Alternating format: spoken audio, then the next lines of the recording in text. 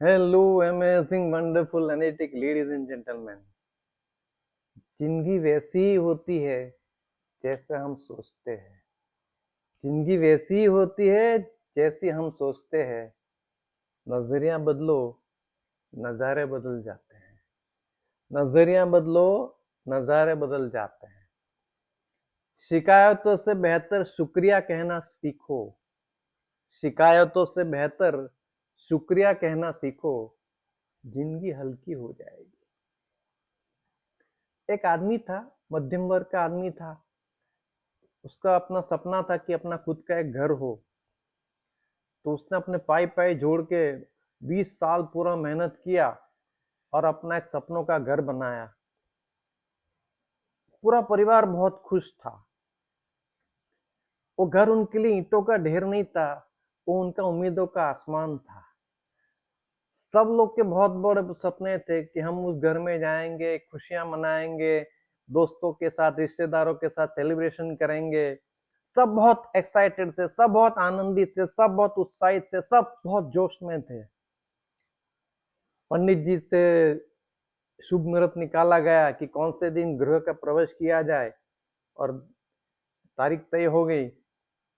मगर उस गृह प्रवेश की तारीख से 2 दिन पहले ही एक बड़ा भूकंप आता है और उनका पूरा घर जमीन दोस्त हो जाता है।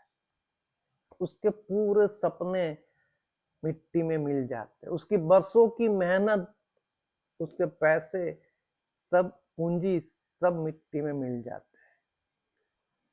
सब लोग जो हैं वो वहां घटना पे दौड़ जाते हैं और अफसोस जताते हैं कि यार तो बहुत गलत हो गया। इसने बहुत मेहनत करके पैसे जोड़े थे और अपना सपनों का घर बनाया था, मगर एक ही पल में ये जमीन दोस्त हो गया। तब वो आदमी दौड़ता है, बाजार जाता है और मिठाई लेके आता है। तो सब लोग सोचते हैं कि ये शायद ये सदमे से पागल हो गया है, इसलिए वो ऐसा मिठाई लेके आ रहा है। फिर वो मिठाई बांटना चालू करता है। तो सब सोचते हैं कि ये सदमे की वजह से पागल हो गया, इसके लिए उसको समझ में नहीं आ रहा है कि क्या उसका कितना नुकसान हो गया है। तो एक दोस्त उसको पूछता है कि तुम्हारा सामने तुम्हारा सपनों का घर ढेर हो गया है, तुम्हारे बरसों की कमाई हुई पूंजी जमीन दोस्त हो गई, ढेर हो गई है, और फिर भी तुम मिठाई बांट रहे हो, तुम पागल तो नहीं हो गए? वो आदमी मुस्कुरा के बोलता है, आप सब लोग इस घटना का बुरा पहलू ही देख रहे हो। मैं ये सोच रहा हूं कि यही घटना अगर 2 दिन बाद हुई होती तो मैं, मेरी फैमिली, मेरा पूरे बच्चे, मेरा पूरा परिवार इस मकान के साथ जमीन दोस्त हो गए होते और हमारी जिंदगी नामशेष हो गई होती। मगर भगवान का उतना शुक्रिया है कि मैं और मेरा परिवार सब सुरक्षित है। वही मेरे लिए सब कुछ है। पैसा कभी ना कभी वापस आएगा, पैसा वापस कभी ना कभी हम नया घर बना लेंगे, मगर मेरा परिवार सुरक्षित है, वही मेरे लिए सबसे बड़ी चीज है। तो नजरिया बदलते हैं तो जिंदगी बदल जाती है। देखने का नजरिया फर्क डालता है। कोविड के टाइम पे यही हुआ था। बहुत सारे जो ट्रेनर्स, कोचिस थे, जो वर्कशॉप करते थे, उनका वो ट्रेनिंग सिस्टम बंद हो गया था। तो उन्होंने अपना नया रास्ता ढूंढा कि क्या और कर सकते हैं। उसमें से बहुत सारे डिजिटल मार्केटर आए। अभी तो छोटे मोटे ट्रेनर कोच भी अपना अपना व्हाट्सएप क्लासेस या जूम पे लाइव क्लासेस करके नहीं केवल अपने देश के अलग अलग राज्यों से लोगों से बात कर रहे हैं, बल्कि विश्व के अलग अलग देशों के लोगों से भी कंसल्टेंसी कर रहे हैं। वो भी उनके क्लाइंट बन गए हैं, वो भी उनके पार्टिसिपेंट बन गए हैं। तो एक नजरिया बदला कि ये परिस्थिति आई है। जो ऑफलाइन ट्रेनिंग कर रहे थे, ऑफलाइन मीटिंग्स कर रहे थे, वो भी नहीं कर पा रहे, तो क्या ऑल्टरनेटिव हो सकता है? तो जैसे वो नजरिया बदला तो उनको और ऑप्शंस मिल गए। स्वीकार करना ही शांति की कुंजी है। कभी हम लोग ट्रैफिक में फंस जाते हैं। बेंगलोर, मुंबई, दिल्ली जैसे सिटी में बहुत बड़े बड़े ट्रैफिक होते हैं, तो हम लोग इरिटेट हो जाते हैं, फ्रस्ट्रेट हो जाते हैं। उसी का अगर शांति से म्यूजिक सुने या कोई अच्छी सी ऑडियो सुने और स्वीकार करें कि ये ट्रैफिक में फंसना दिन में लिखा होगा, तभी मैं आज फंसा हूं, चलो उस समय का मैं सदुपयोग कर लेता हूं। हर नुकसान में भी कोई सुरक्षा छुपी होती है। जब कोई कोई रिश्ता टूटता है तो उससे उस आत्मविश्वास उसका बढ़ता है। उसको लगता है कि मैं अभी खुद को और अच्छा कैसे बनाऊं। जैसे हमने बागबान में देखा था कि अमिताभ एक बच्चे के साथ रह रहे थे, हेमा जी एक दूसरे बेटे के साथ रह रहे थे, दोनों अलग अलग रह रहे थे। तो उसी में से अमिताभ जी का अपना जो टैलेंट था, वो लिखने का टैलेंट उनका बाहर आया और उन्होंने बहुत अच्छी किताब लिखी जो बेस्ट सेलर हुई और वो बड़े ऑथर बन गए।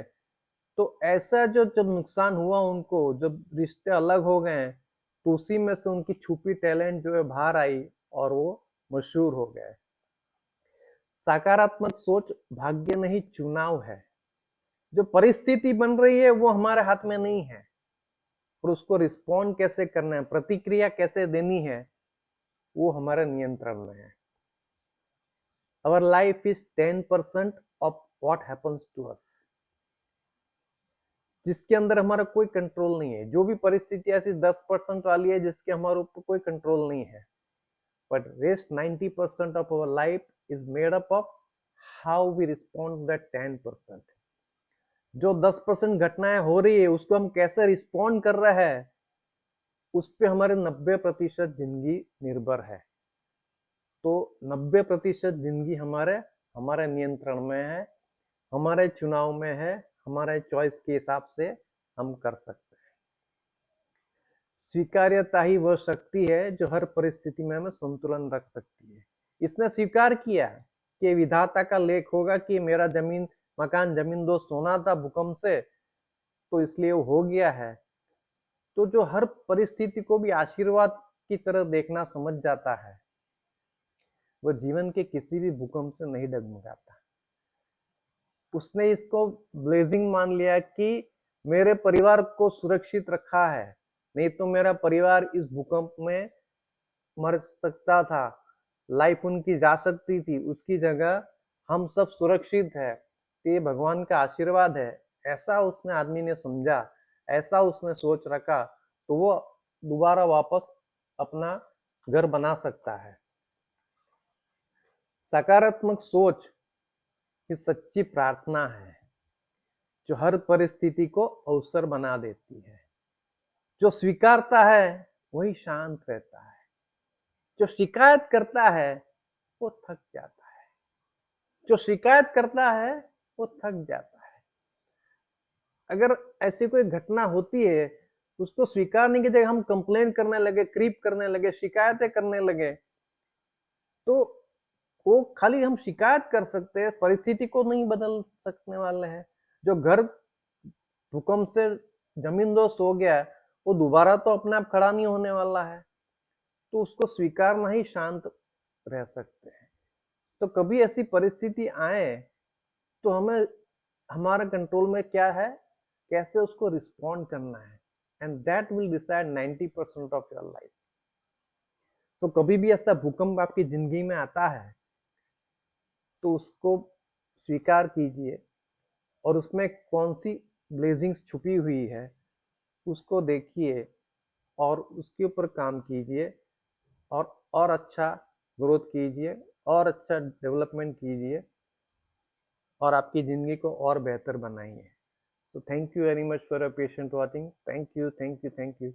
Spread your love and energy where you go. Thank you, thank you, thank you.